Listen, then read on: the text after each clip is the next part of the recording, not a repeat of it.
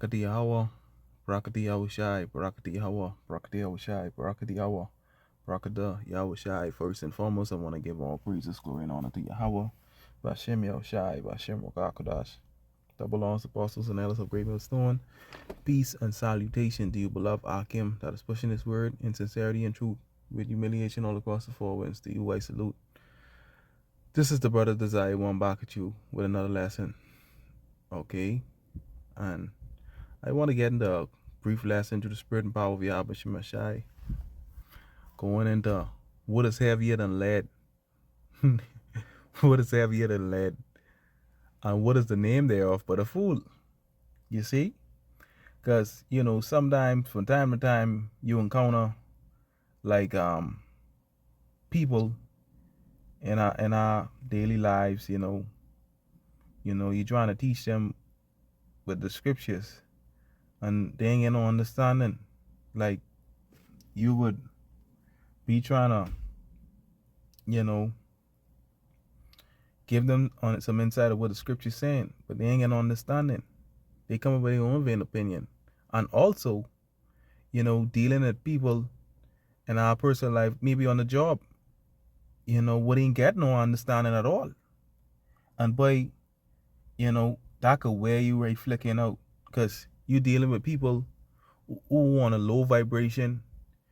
Sometimes you're dealing with women who just emotional, who you work around, don't know how to express their feelings, and you be trying to show them a positive or show them sense, and they ain't receiving it. They're not receptive to it. And sometimes you will tell them the same old thing over and over. That'll wear you out, babe. That'll wear you right out. Sometimes dealing with a fool, a person with none under fucking standing. All right, this is Sirach 22, 13, 14, 15. It says, talk not much with a fool, and go not to him that had no understanding. Beware of him, lest thou have trouble, and thou shalt never be defiled with his fooleries. Depart from him, and thou shalt find rest, and never be disquieted with his madness. So sometimes you have some people who just jaking in no fucking sense. Sometimes you just gotta look at Jake. If, hey, y'all head fucking good, dog? Your head good? Alright? Verse 14. What is heavier than lead? And what is the name thereof but a fool?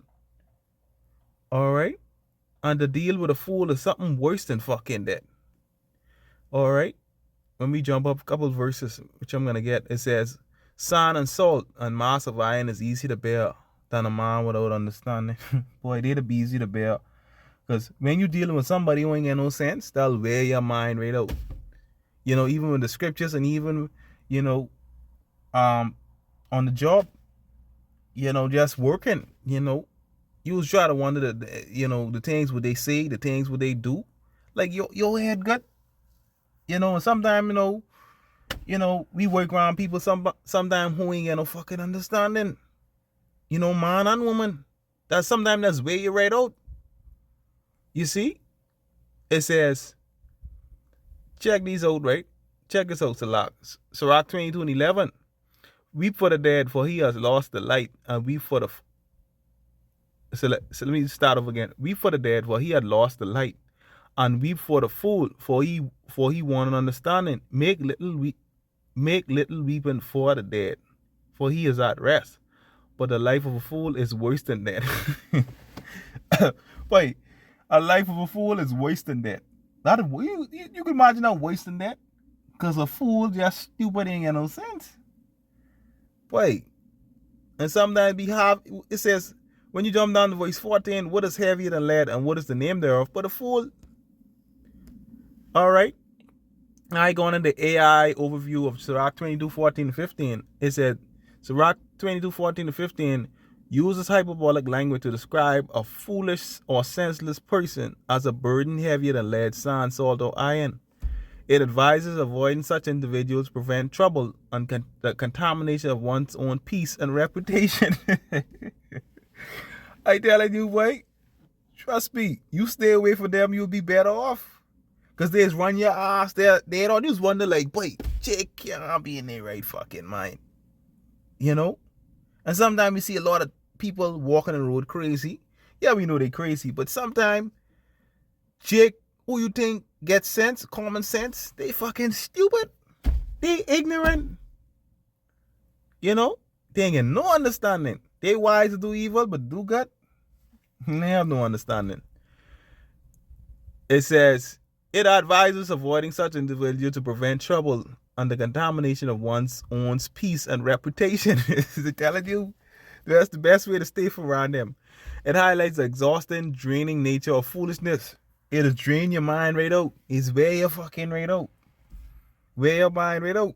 Sometimes you want to say, bite, this person head can't be no fucking good. Just look up what Jake out of their mouth. Or the abundance of heart, or the abundance of the mind proceeded evil thoughts. Jake is think the most stupidest, dumbest set of things. You just wonder like, bite, can't be no good. It says key meanings and uses examples. Avoiding toxic influences. The passage urges limiting interaction with foolish or senseless people to avoid being dragged down by their lack of wisdom. You see? And, people out here don't have this light. They're in darkness. So we's the light.